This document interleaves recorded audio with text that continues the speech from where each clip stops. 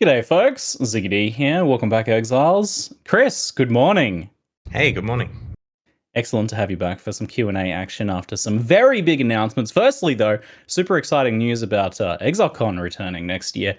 It's actually a kind of a, I don't know if it was the same for other people, but it was kind of an emotional announcement because that was such a beautiful time for us last Exocon, and it's been a hard few years, I think, as well. So it hits kind of extra hard. What led to the decision to organize a new Exocon now? Well, we've wanted to run another one for a while, and it was unfortunate that immediately after the last one, there was the global pandemic and stuff, and that just made it too difficult to organize events, plus all of the safety issues. But things are looking both a bit safer, and we certainly have a lot of Path of Exile 2 stuff to talk about. And this kind of fits into the overall marketing plan for Path of Exile 2, is that next year is the year that we start to reveal pretty much everything. We're going to go through every game system, we're going to show all the areas, the classes, so much has changed since last time we talked about it. It has evolved to be a bigger thing, and we want to talk about that in detail. And so we're going to start the marketing. Everything's going to debut at Exocon 2023. And it's an opportunity. People can play the basically complete game at that stage. We can announce when the beta date's starting. We can go through panels of all of the things. And then we can kickstart the marketing and show people in other territories. I think there's Gamescom, PAX West, and so on, various other places that we can then take that to after Exocon. That gives us a pretty firm-ish timeline for PoE2 then, which is very exciting. We won't be releasing it before July next year, that's correct. That's true. We've been holding our breaths, I think, since last Exocon. And that was such a huge reveal then, but a lot of what was revealed has kind of leaked its way in games since then. So I imagine that if you've got a whole new Exocon of stuff to show, then, how much more progress has there been made since then? Yeah. Well, don't get your hopes up. We're not announcing another new sequel. The ability to announce Path of Exile 2 on stage was a surprise that was amazing, but we're not announcing a Path of Exile 3, obviously. This is all about Path of Exile 2 and mobile. And whatever Path of Exile 1 expansion is immediately coming out after Exocon, the next one in the chain. I mean, if you want to grab some news headlines, just be like, forget about Path of Exile 2. We're going straight to PoE 3. Make headlines. How cold is it in Auckland in July, by the way? That's in winter for you Northern Hemisphere folks. It's not too bad, actually. I'm in a t-shirt today, right? It's pretty mild. It's not like the frigid suburbs of Melbourne or wherever you guys are. But seriously, for people in the Northern Hemisphere, I understand that your winters involve things like snow. We don't get that here. It's pretty much 8 to 25 degrees C, depending on what day it is, and it's not too bad. There are lots of good things to see in New Zealand in the winter. There's a really good ski, season going on at the same time in the cold parts of New Zealand, but in Auckland, it's no problem whatsoever. So we feel that having a convention during winter is not a big logistical issue. Great. But yes, don't bring your, board shorts and singlet shirts. Bring some warm clothes. And make some considerations if you're cosplaying as well. I was originally planning a Tentacle Miscreation cosplay, but I'm going to have to change my plans, I think. So, Lake of Kalandra is the new league this time around, and the mirrored lakes look incredible. I love the basalt columns rising out and the reflection of the clouds and sun and stuff on the water. Is there some new graphical tech here, or is this just finding some creative new ways to use what you've got? Well, the great thing about the way we're developing Path of Exile 1 and 2 is we get basically the PoE 2 engine and PoE 1 that we can use as we see fit, and so that means when we wanted surface reflections for the lake, we just, found an engineer and said, how hard would this be? And the answer was less than 1 day. And so it's really helpful that we have a world-class team of graphics engineers working on iterating. Even though we're not using most of the capabilities in PoE 1, when we need to, we're definitely able to.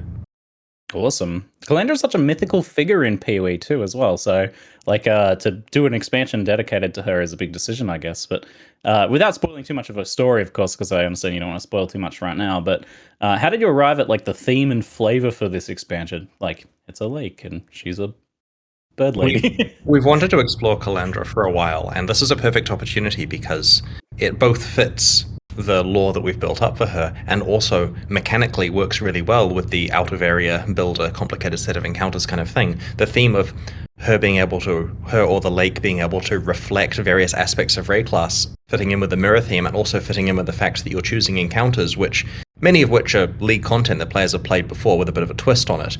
It helps kind of justify the fact that you're, fighting breaches and that kind of stuff, not just arbitrarily. It's because she and the Lake are intentionally able to actually manifest stuff from elsewhere in Rayclust. Speaking of like this zone building concept, this seems like a pretty natural evolution of Synthesis is custom map building, which I'm very excited to see a expansion on that concept. But you don't need to collect a bunch of physical things this time. How is your approach to designing League content like this changing? Well, we see this one as similar to Synthesis, similar to Incursion as well, because you're building an area, and we like to think that we've learned from mistakes we made in the past, which may not be the same mistakes that Twitch chat would call out that we've been making, but we have certainly improved how we're doing it. Also, another aspect here is that the difficulty scaling, in this case based on Manhattan distance depth from the origin when you're playing, that is similar to what we were doing in both Delirium, where there was difficulty based on distance from origin, and also with Sentinel, where you've got empowerment scores based on a bunch of stuff. So we've learned various ways of juicing up the risk and reward together and using the same kind of math here. But in terms of how we're iterating on these area building leagues, we're trying very hard to not be too micromanagey with this one. You will notice it's relatively easy. You find your mirrored tablet, you put some reflections on it, and then you run it. And you could do a little bit of swapping stuff around to try to make the layout a lot better, but that comes at the cost of not putting a reflection on the tablet. And so it in some ways rewards less micromanagement than usual, just getting in there and killing some monsters. But there'll be opportunities, of course, where people can micromanage it a little bit. Yeah, well, that kind of segues into my next question was like, how do you balance something like this between the people that want to just kind of jump in and run some fun content versus the people who really want to think about it and min-max it and make it super challenging, that sort of thing? I think you'll find cases where you want to opportunistically improve your tablet. So if you were to sit there just skipping lots of choices, trying very hard to get the things that move stuff around, you'd take forever to complete a tablet. And maybe you'd get one that's really cool and worth a lot, but you could have done 2 tablets in the same time. But you'll find situations where you realize, if I just swap this entrance location, it juices half the encounters on the tablet by a huge amount. And with one small change, or maybe moving one of the water tiles around to make a really long windy path around it, those kind of things there will let a person who's thinking about it deeply get a lot of extra value from the tablet. But to be completely honest, the way I'm playing it is slap some reflections on there and then go and struggle to complete them. So yeah, it's only really the skilled players who are the ones who are going to want to be juicing it all the way. That sounds familiar. How many maps does it take on average to build a mirrored lake at endgame? So in the end game, there's approximately 11 or 12 blank tiles to fill in. The tablet size varies a little bit as it gets larger as you progress through. You'd normally get about 2 reflections per map, and so that's approximately 5 to 6 areas for each lake tablet that you want to build. So this is about twice as often as Incursion, where you'd be getting an Incursion temple every 11 areas or so. So we've doubled the rate that you're doing that, and these can be saved up. So it's entirely possible to just stack up a giant pile of maps of lakes, in your stash and come back to them later on if you want to. And of course, they're fully tradable. So if you want to run a lot more lakes, you can just buy them from the trade site, basically. That's great. How does the mirrored lake building and running work for co-op? Well, whenever you find a mirrored tablet, everyone in your party gets to improve their tablet. So if you're running through an area together, whenever you get the ability to place a reflection down, everyone can do it on their own tablets. And then at the point that they decide to run the tablet, all the party members can take part in it. We've already got some questions coming in from chat. Someone asked, how does the edge of the terrain in the Mirror of Kalandra area affect things like projectiles like spark bouncing off them and things like that? Can you shoot over these areas? Is it like a hard invisible wall? I believe that there is projectile transmissibility over them, so you can fire projectiles without hitting a hard wall. I'll do the obligatory dev check to confirm that. Okay, good. I know what's going on there. There will be some invisible wall far off into the corners of the lake, but it will not affect your gameplay. Great. Crowfire asks, does the mirror ring for Calandra mirror unique rings? Actually, I have my own question about this, so I might as well bring it up then now. How does the Mirror of Kalandra ring work when you have a unique ring like Snake Pit, where in the right slot, it adds an extra chain, but then in the left slot it does something else? Does it mirror the right slot effect, or does it mirror what would happen if it was in the left slot? It's exactly as though you had another copy of that ring equipped. One way to look at it is, imagine you took a Mirror of Kalandra and you applied it to the ring, and then you equipped that mirrored copy. Ah, okay, there you go. So probably not worth doing it on a unique like that then. But given that it can mirror theoretically the best ring in the game, I guess, so it does work on uniques, but you probably might be better off in some cases. And it's dynamic as well, of course. You can take it, mirror your ring, mirror a different one, trade it to someone else. It's not locked in like an actual mirror is. But of course, only works on rings. That's pretty awesome. Aldersberg asks, are there any Lake of Kalandra mechanics timed? Oh, any of the Lake of Kalandra mechanics timed? Not that I'm aware of. We tried very hard to not have this be a timed league. Great. Are you aware of any that are timed? Many stuff like Delirium. Yeah, right. Things like Delirium or Breach, where if you pop a Breach open, obviously it's going to close with the normal timing that league has, but there's no specific benefits of going fast apart from everything, is a lot better if you play fast from a rewards point of view. Like, the game is already set up so that fast players achieve more stuff in proportion to their speed. Nice, I like that. Ariador asks, how big is the lake arena, and will non-tanky characters feel claustrophobic or dead? I recommend having another look at the footage that we showed in the trailer and the live stream. Each basically is broken up into approximately screen-sized arenas for each of the encounters. And so you'll be able to see the rough shape from some of the ones we showed there. There's little walkways that come up between them, so it can be seen as a gigantic grid that can be up to 5x5 in size, where it's roughly square-shaped islands, except that the shape of each one isn't a square. Like, it can be a square at most, but obviously there's lots of stuff missing around the outside to make it interesting. This idea of like a screen-sized arena after arena of all sorts of different challenges feels kind of gauntlet-y. That's I didn't really think of it like that. Yeah, honestly, they're a lot of fun to play through. It's quite a cool mechanic. Awesome. Well, I'm really looking forward to that. I'm also really looking forward to the fact that there's new crafting mechanics. You guys have been messing with crafting a lot lately, and I love to see it. The ethereal reflection system looks quite awesome. But you also hinted at some unique bases. Are these separate to the previously announced new minion rings?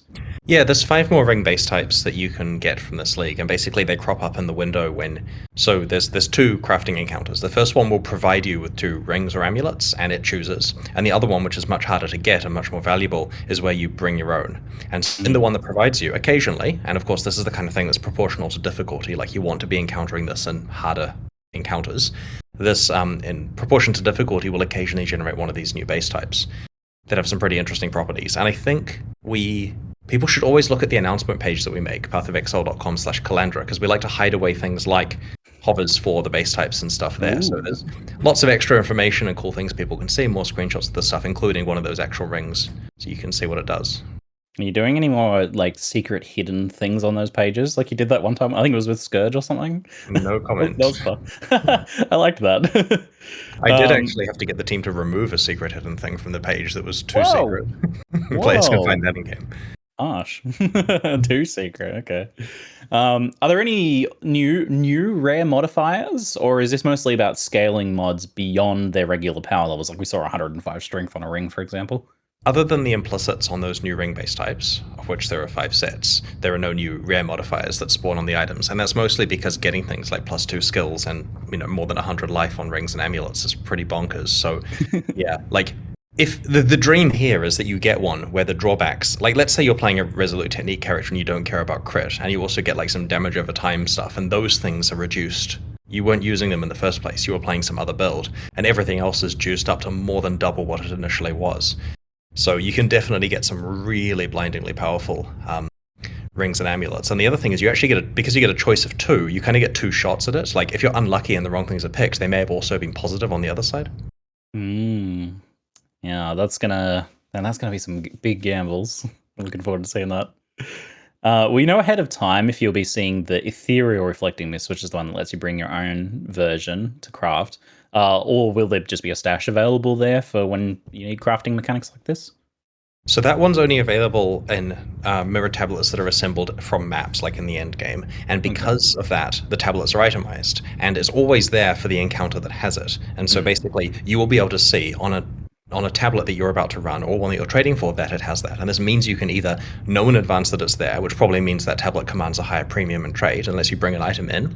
Or, because you've got your 6 map portals, if you completely forget and you run into this encounter, you can, at worst, go out using a portal and come back in with the item you need. Okay, great. The fact that, ahead of time, I think, circumvents a lot of that. Well, you can just, you can YOLO mist one of your current items, potentially, just take a gamble on your current amulet and see what happens. Oh, no. I don't advise that. Can you mirror an already mirrored unique, like, a ring or amulet?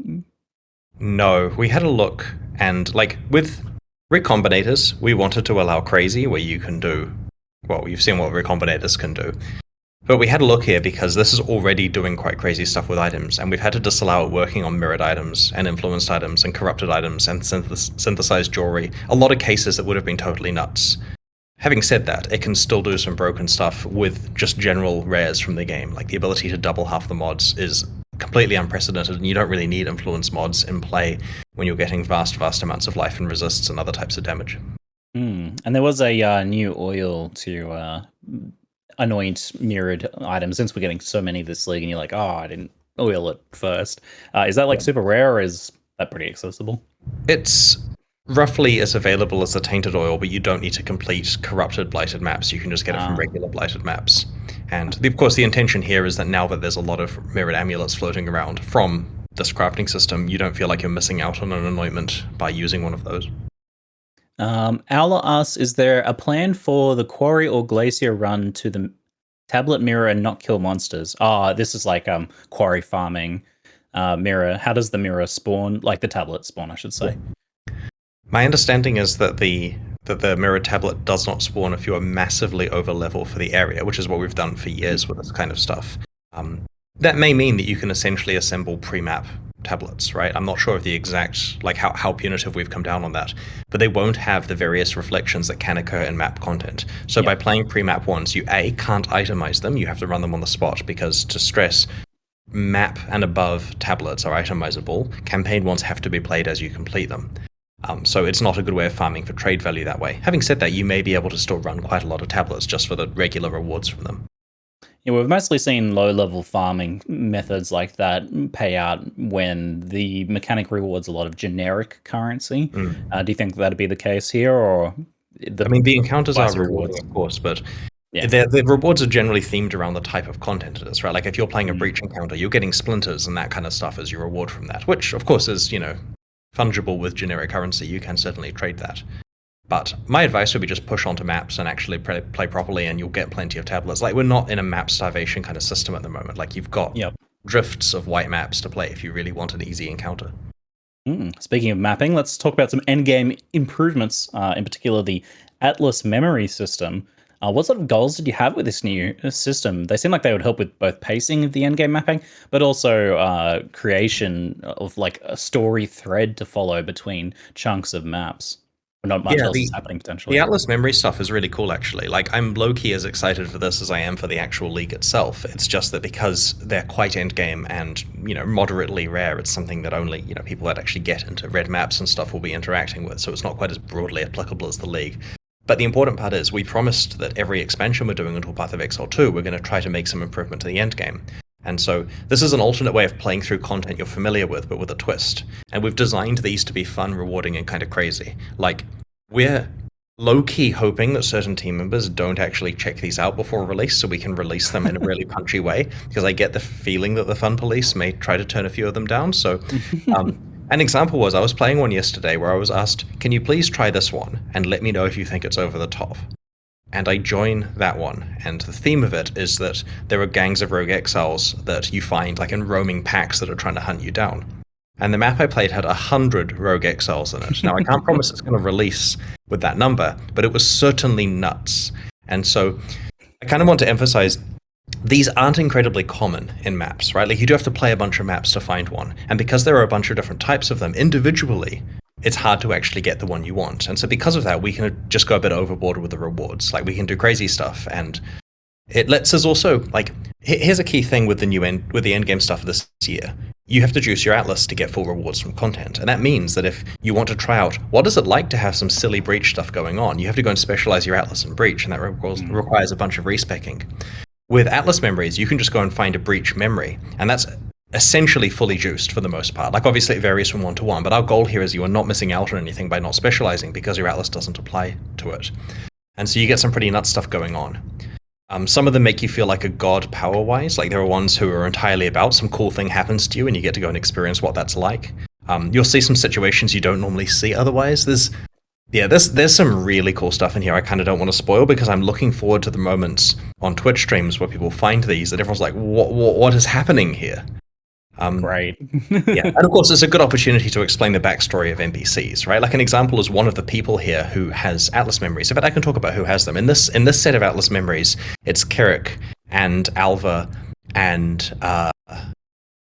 Einhar and Nico are the four that we went with. And this means we can do more in the future with other NPCs. But everyone loves Einhar and his craziness, and his interaction with these things that he barely understands himself, but certainly wants to make friends with all the beasts in, is quite cool. And for someone like Kirik, for example, he's running the military side of the Atlas exploration, and he's got a vast backstory of what happened leading up to his, ability to have this role at the moment. So this explores a few of the things he's done in his youth and interesting things he's encountered in all the mapping that he's done.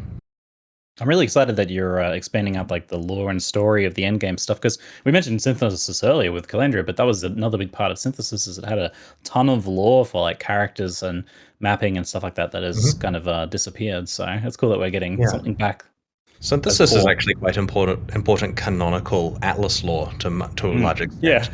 And, it's not off the cards to bring synthesis back. Like, us doing Lake of Kalandra doesn't mean we're not going to potentially do that. It's just that these leagues happen to be moderately similar, so it does scratch the itch a bit, but in a much more accessible way. Cool. All right.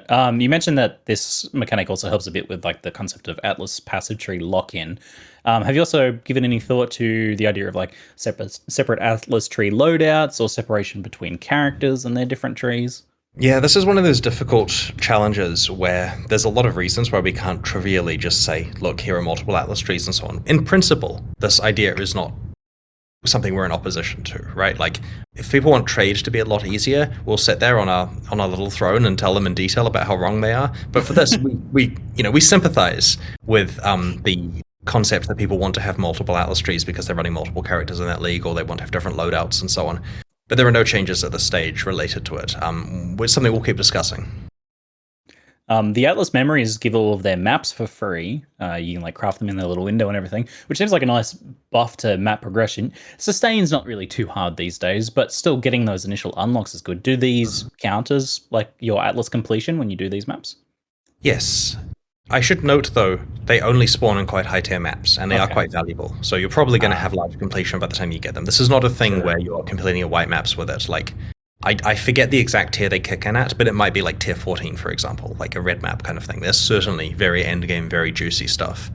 Now, you have to apply it to a completed map, but the ones that it snakes out through, which generally goes up tiers rather than down where it can, my understanding is that can go through uncompleted maps and does give you completion for completing them. Now, I haven't actually fact-checked that. That's more of a, this is how it's meant to work. And so, we'll confirm. Like, we'll announce if it is not going to work like that, but my understanding is it should do. All right. Do the memories like avoid each other on the physical Atlas? And does that mean you can do some weird like memory blocking or something like that by applying multiple memories? We looked into that, but instead we made it so that they can fully overlap each other. You can apply multiple memories to exactly the same starting map if you want to. They can go on exactly the same path. I mean, they probably won't because they snake randomly. And again, to emphasize it, you should expect these to not be particularly easy to get. Like, yes, people will have multiple running at once occasionally, but they probably had to trade to get those. It would be rare for a person to have multiple concurrently going based on naturally finding them. How do you get them, by the way? Are they just a random drop? Yep, they drop. Not often. Yep. Okay, now expectations are set. Very good. What happens if you fail, and can you fail, I guess?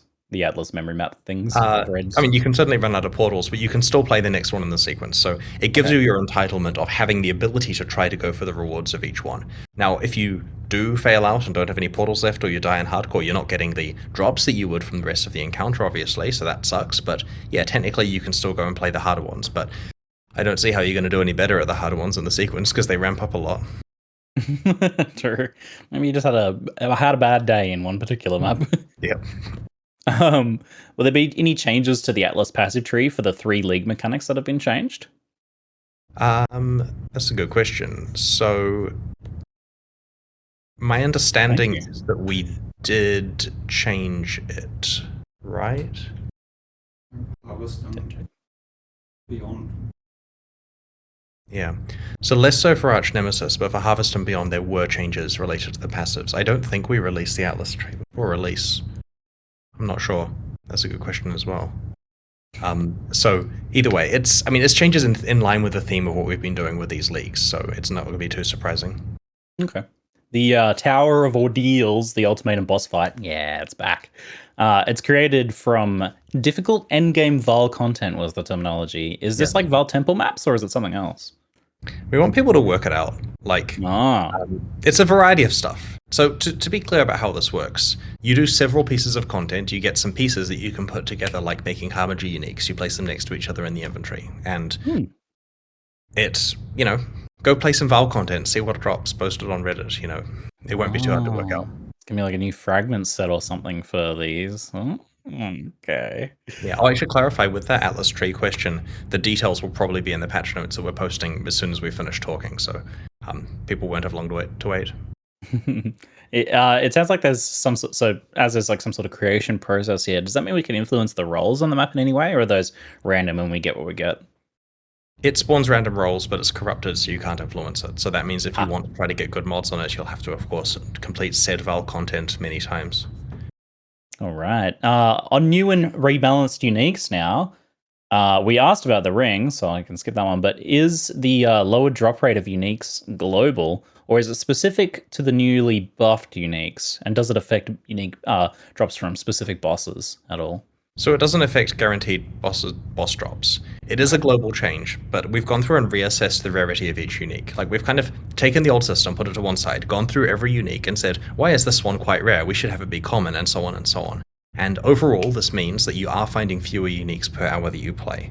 But the difference between the uniques is quite staggering. Like, I would much rather find one item per time period that I can actually use or has some trade value, rather than, and hypothetically, a bit more than one item, which is probably useless. And so it does feel quite different now. And yeah, no one likes to hear the drop rates have been reduced, but the game was really spamming you with uniques, and it's probably gone over the top. And that's because we don't post in the patch notes every time we implicitly increase the drop rate of uniques in the past. We just happen to increase it too much. When you make a change like this, do you think, people are going to have less alks? And then like change the drop of alks or something? Or there were other currency items I was focusing on this league. Indeed. So you've got a long list of uniques getting changed here, but as mentioned that there are just many more in the game. There's so many now. And I think that whenever you do like a big list of buffs like this, and the buffs themselves are pretty substantial for the most part, people can feel a bit sad about whatever ones didn't make the cut, for example. I don't think I saw Voltaxic in that picture. Sad.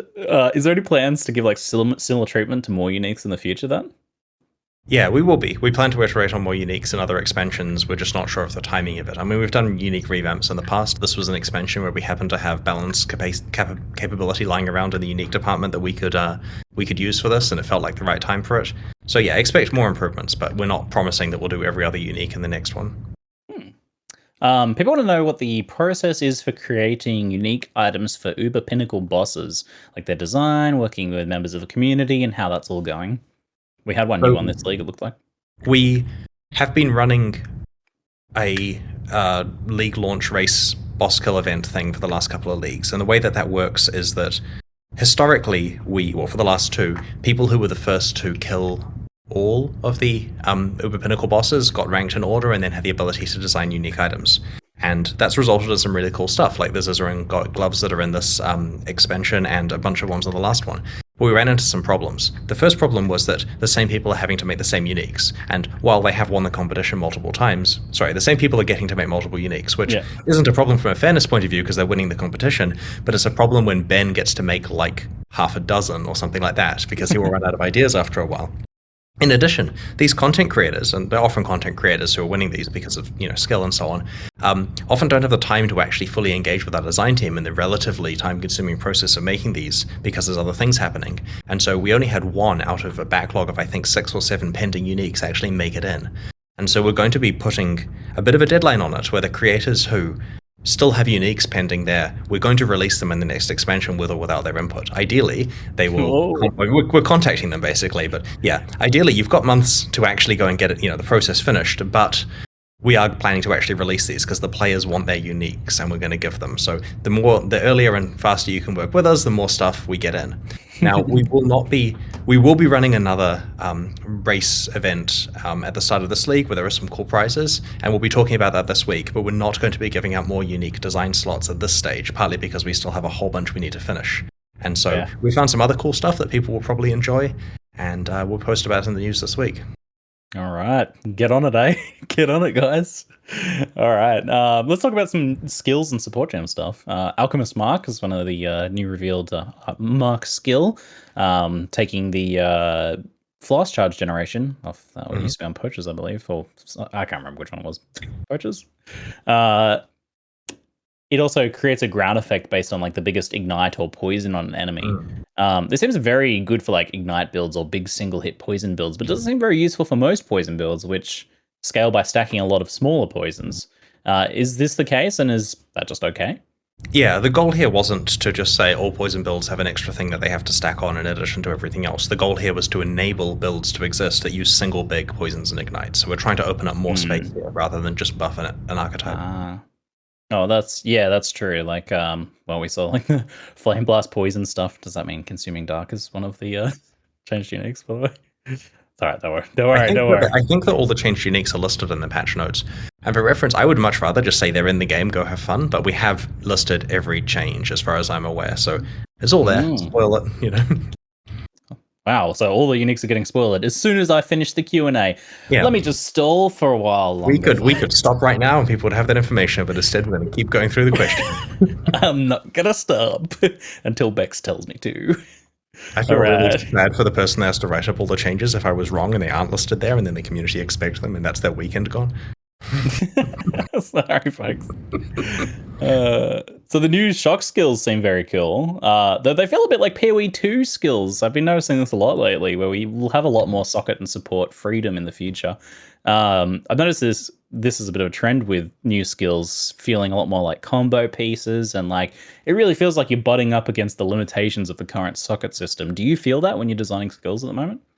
Yeah, we are certainly designing content for PoE 2. I mean, like, you know, this league is designed so it could appear on PoE 2 if we decide to. We're trying very hard to make sure that we are juicing both games at the same time, and that's why from a quality point of view, we want them to be, you know, top-notch, and also, I mean, it means we can produce much higher budget stuff for PoE 1 because we're getting to spend PoE 2 money on it, and it also means that we're able to make sure PoE 2 launches with a much larger stable of content than other action RPGs in that generation will do.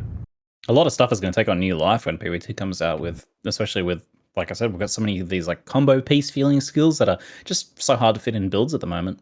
So well, they'll find places. Like our team are very excited about these. Yeah, absolutely. Overcharge support I really like the idea of, but is there any concern that it could become like a universally used damage scaling tool? I've seen this in other games where they've had like a mechanic that you debuff an enemy with so that they take more damage, and the entire gameplay ends up revolving around them. Is this something you're like concerned about here? So in order to get a good shock value, you don't want to put it in a 2-link with some random skill to shock enemies. You want to actually like increase that damage and put it in a 4-link. And so then you're facing the opportunity cost of every other relevant support gem or utility skill you could have in that slot. So, I mean, it will certainly have its place in trying to make good shocks, but it's not just something you put onto every build just as an afterthought because, you know, there's limited sockets going on there.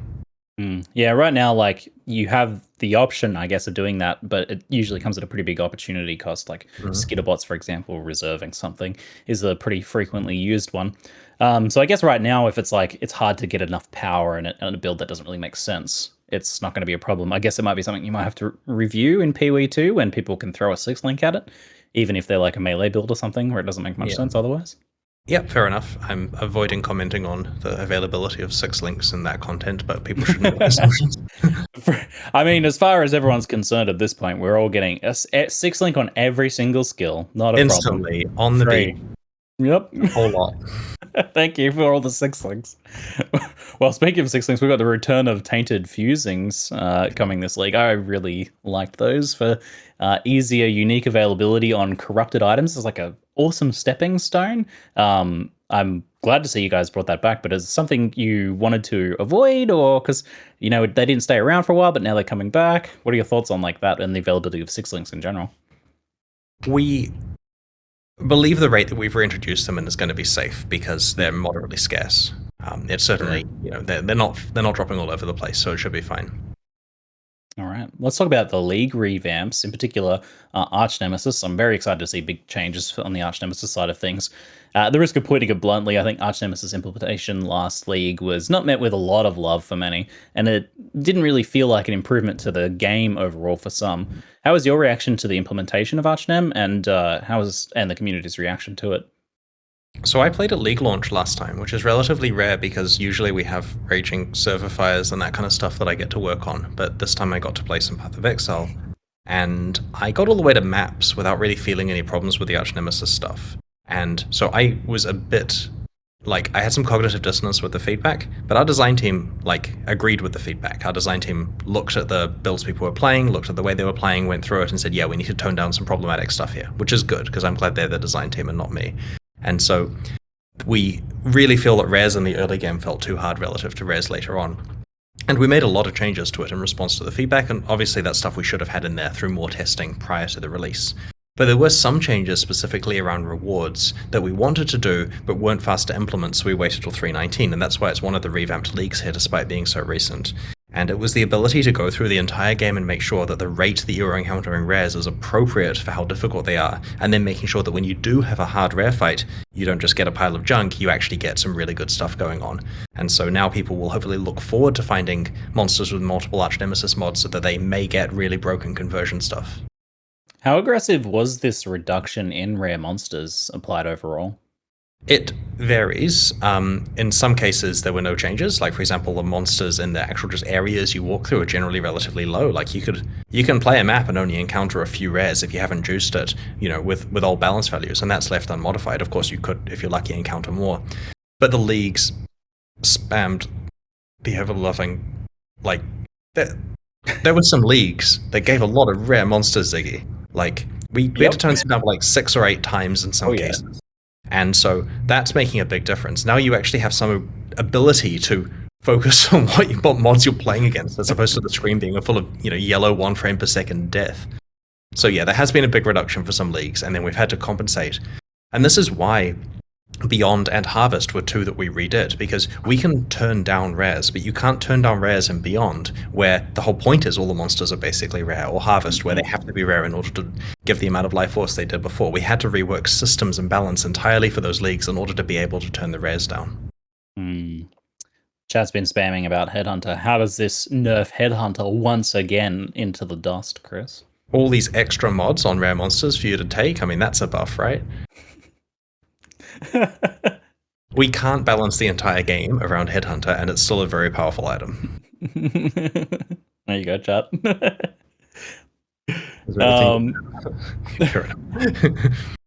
How does this change the balance between base gameplay reward and specific league reward mechanics? So I guess now, like, when a rare spawns from a league mechanic, it potentially is dropping its new reward system, whether it's like a bundle of maps or uniques or something like that as well.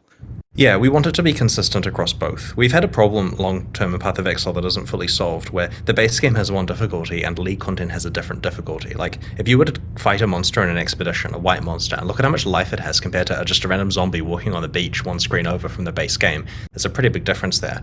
And we haven't addressed that life difference here. It's quite a large change to go and normalize all that, but we do want it so that league content is appropriately rewarding for its difficulty, but not to the point where you just don't want to play the base game.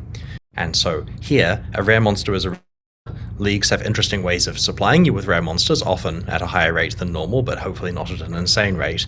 The rares are difficult to fight based on how many mods they have, and each additional mod adds more reward. And to be specific about this, so rare monsters themselves drop better items than normal. Each additional Archnemesis mod drops more and more items in a multiplicative kind of stacky way. This, of course, all stacks with your player rarity and quantity, which does matter a lot more than before. Then, some of the mods have conversions that occur, and those conversions can stack together. And the goal is that player rarity and quant both affect all of these conversion things. And this means we have internal calculations now where for monster drops like this, your player rarity can actually convert currency items to better currency items. So if you get a currency item drop and you've got a lot of rarity, you're potentially having a higher chance of better currency in there internally. And so we're trying very hard to make sure that killing rares is a very rewarding experience to justify the fact that we made them really hard fights. Like, we don't want to back down on the hardness of the fights. In fact, in some cases with the 4-mod ones, it's a little harder than it was last league. But the rewards are a lot better, and you're not being spammed with them. If there's only one of them on the screen, I'm okay with that. The problem was more like when I couldn't see what was going on, when there was like 10 rares there, and there's a billion poison things trying to bonk me.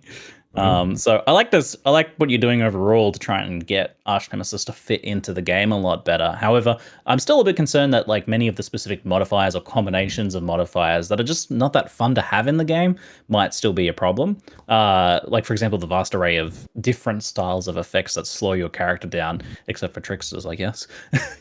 And like the constant running from like on death effects and things like that. Has there been much work to like improve or change or remove some of these mechanics? A lot of the work to remove and address unfun mods was done early in 3.18, but what's worth noting here is, with the way that magic monsters were working until 3.19, they both had the full range of crazy on-death kind of spammy stuff, and often had a different mod each. And so the magic monster changes here are quite impactful, because it means A, there's one mod shared between the group of them, so you read what the mod is and then deal with that mod, and if that means it's on death, you're dealing with some on death on this group, but then you don't have to worry about it on other groups. And it also means that we went through and greatly reduced the amount of stuff like on-death modifiers that you get on magic monsters. A lot more of them are just, I'm harder because I do fire damage kind of stuff now. And so that means that you're not running into the stuff as completely frequently as you were in the past, especially with the reduction of the number of rare monsters. Chat really wants to talk about melee, so I guess we're going to pause the current topic we're talking on, chat. Here you go. I gotcha. They want to talk about melee, but I'm not really sure what the specific questions are. So do you have any generic comments on the state of melee in Path of Exile currently? And then maybe I can read some specific questions from chat instead of just spamming melee. So my interpretation of what chat's asking is that they feel that they would like to see buffs to melee skills. Me too, I figure. Of which we haven't included specific reworks in this expansion, but what I'll do, and this is not a promise, so do not put melee on your internal list for 320, is I will make sure that when we're having our design meetings for 320, this is brought up. There are pros and cons for this, and I was recently having a look at how they're doing melee skills in PoE 2, and you will love that. As much of that as we can get into PoE 1, we will try to do, but bear in mind, one of the major things they have there is an entirely new animation system that lets them do really punchy, cool stuff. And so the future is very bright for melee, and I will make sure I understand that it's not necessarily about the punchiness of the base skills, it's also about, you know, the builds being viable from a damage point of view and so on. And so I will make sure that we do bring that up with the design team. I will just do a quick dev check to see if there's any thoughts. Anything coming up? Yeah, we're aware people would like us to discuss melee. Why did Cleave only get like a 2 radius buff? I don't know. I found this out by reading the patch notes as well. Something radius else, maybe. Radius has an impact, right? Like, sure. It didn't sound bad to me. Maybe I wasn't wanting to be angry that day. I think the cleave thing is funny because I think what it does is it's not so much that like buffing cleave's radius is a problem and that it's bad, but it highlights for people the idea that it's like, yeah, melee's a problem. Here you go. Here's a little fix, and it's like a breadcrumb. So I think for people that's what it's indicative of. Yeah, I understand. Yeah. People want to see. People want to see the giga buff that makes them lose their mind. It is hard when you put together a list of changes to understand that morning the meme that people are going to want changing is melee, and then when you throw a small melee thing out there, it wasn't big enough. Like it makes us look, short-sighted and not reading the room or whatever. It's hard to know 100% what the room wants, and we kind of feel that if we were to poll the community of, hey, next expansion, what do you want us to do, that wouldn't necessarily align with what we believe the game needs for the bigger picture of what we're trying to solve, because we are trying to work like a few leagues ahead in our head about where things are. I mean, it's quite simple, Chris. Just fix everything. We will be. PoE2 folks. Now, there's a lot of expansions between now and then, so we certainly will continue to improve as much as we can. Excellent stuff. Going back to the league content a bit, Beyond, so great to see a big Beyond update. It's a lot of people's favorite, despite being very poorly aged. And it's a bit of a beloved mechanic. And it's good to see the monsters getting updated. Like you said, they're just painted bandits from Act 2. But I think there's still going to be a little bit of nostalgia for some of the old bosses. Will we see them again in some form or anything like that? Or are they just gone for good? They're gone for good, sorry. They're literally bandits. Like, we made Beyond in 1.2 or 3, and we had like, there was like 20 people in the company at that stage. Like we have 20 people in QA now, basically. And we, with a 3-month cycle or whatever we're working to, it was very hard to get that content ready in time. And this is when we're doing 2 challenge leagues at a time. Like, Anarchy was with Onslaught. I forget what was with Beyond. Rampage was with Beyond. So we had to work on 2 leagues at the same time. I understand they were smaller then, but when we needed monsters, the answer was take something, paint it red. And that held up for 8 years. Like, it's kind of embarrassing. Yeah, we're not going to be using those assets again, unfortunately. Oh, goodbye, Hast. See you, mate. It's spamming hard mode. Cool. Anyway, sorry, carry on. You keep throwing fine. Well, what's going on with hard mode, Chris? Oh, we're working on that. Hard mode. We're working on that. No promises, but it's coming along. All right. When do you think we might hear a little bit more about hard mode? I mean, in the next few months, you're probably going to hear some stuff. We got to make sure it's like good before we release it. Fair. Make sure it's good and hard, eh? It's interesting to see that you've effectively used Scourge to update Beyond. Was this always the plan for Scourge? No, it wasn't actually always the plan. For a while, we were thinking of removing Beyond, but we worked out that we could fix it up. And we wouldn't remove something just because of its art assets, but we also were unhappy.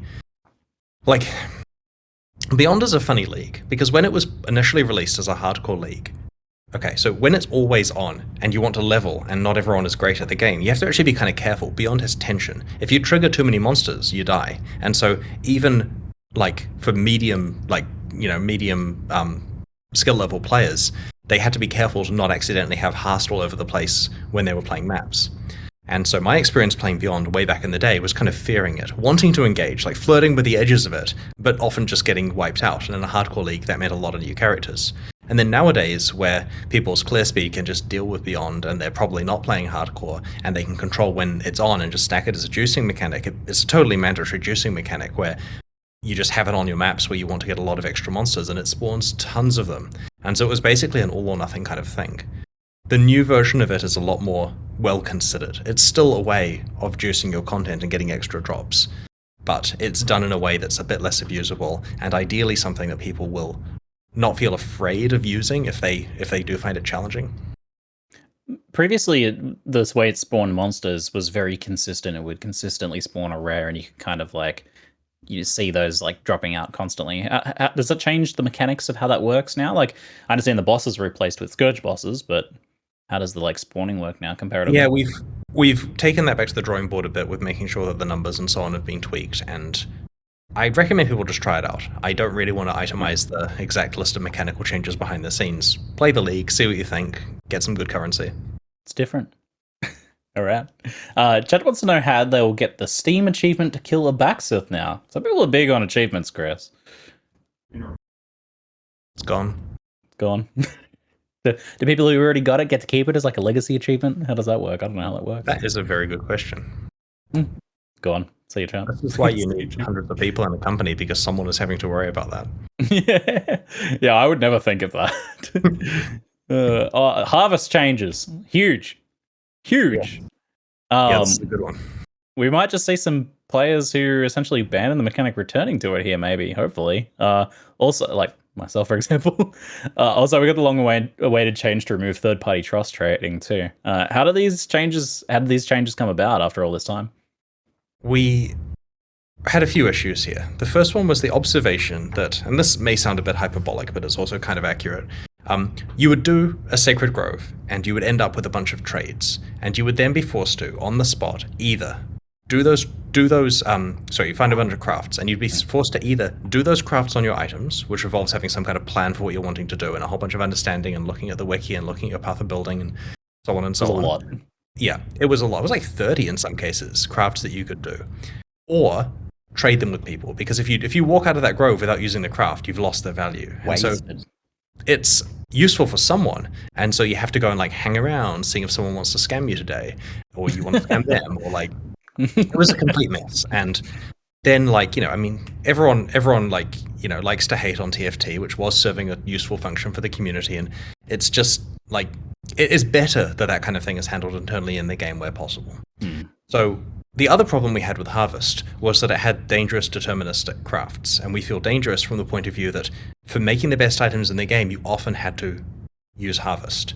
And this meant that there was a system that was a real pain in terms of it interrupts your mapping for half an hour and involves interacting with other humans, and it was kind of mandatory as far as people were concerned for making the best items. And we didn't like that.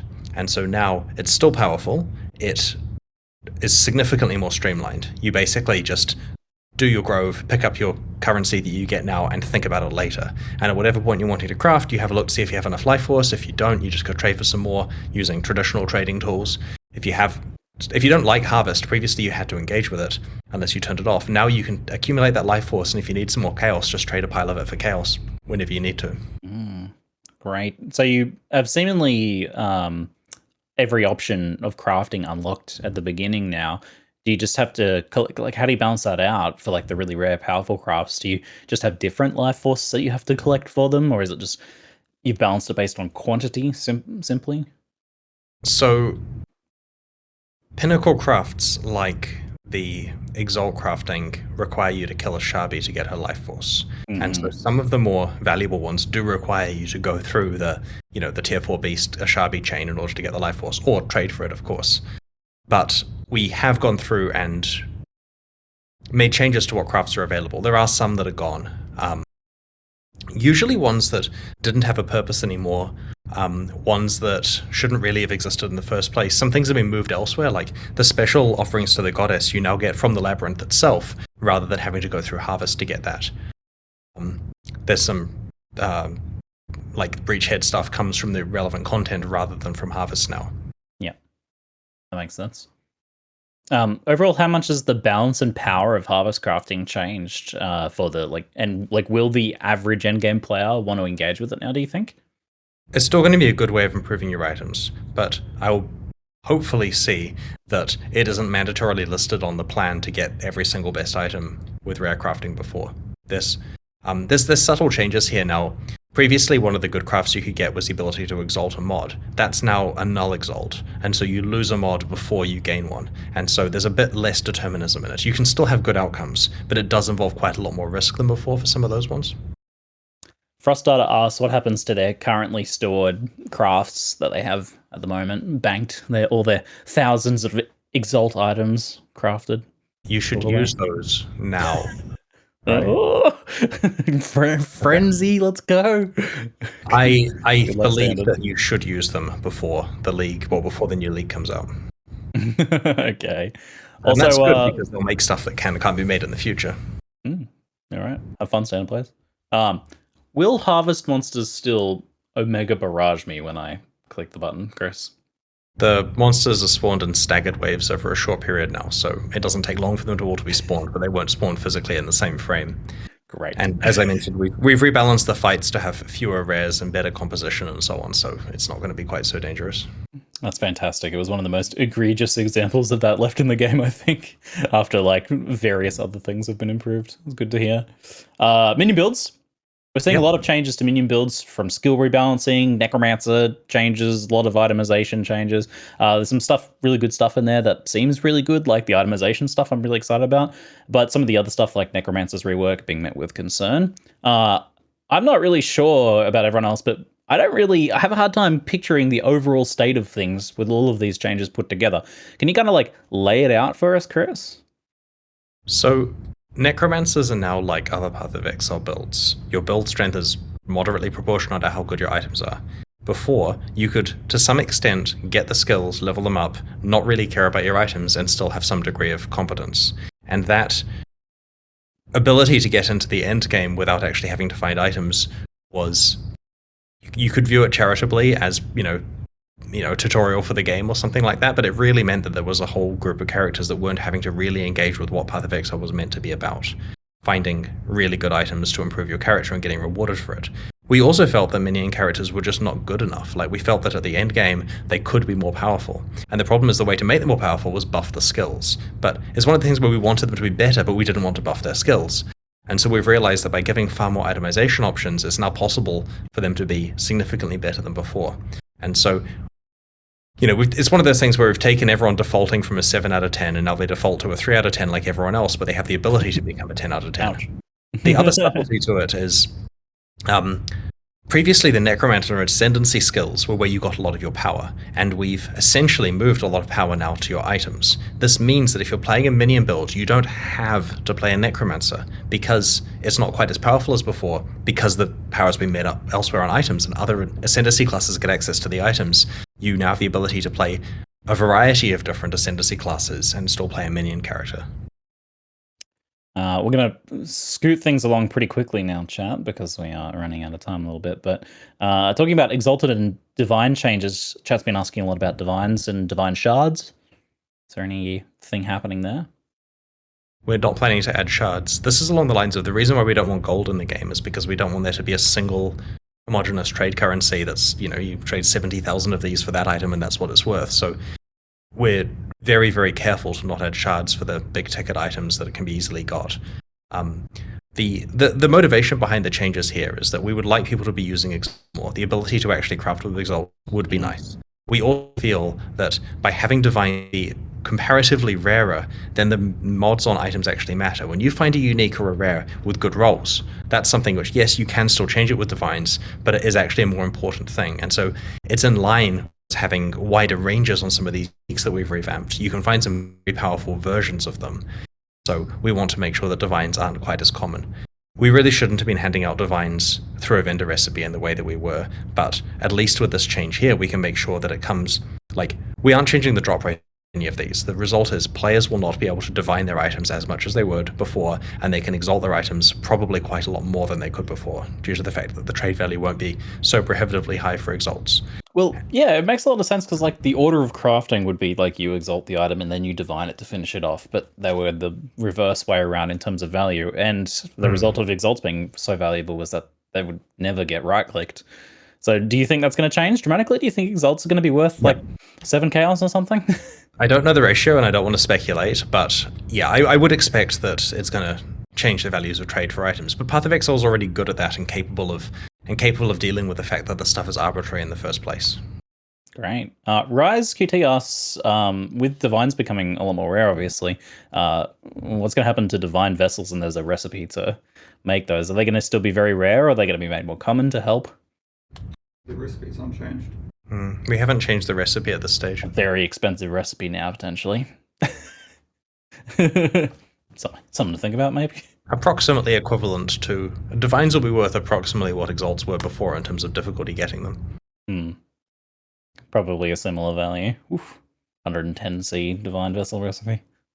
Sick. We've got some MISC questions here. Chat folks ask, confirm that MTXs don't deal damage or pick up items themselves. Yes. That's correct. The new MTX are exciting because they look like they're going to help you in the gameplay, but they really don't, right? That's the trick.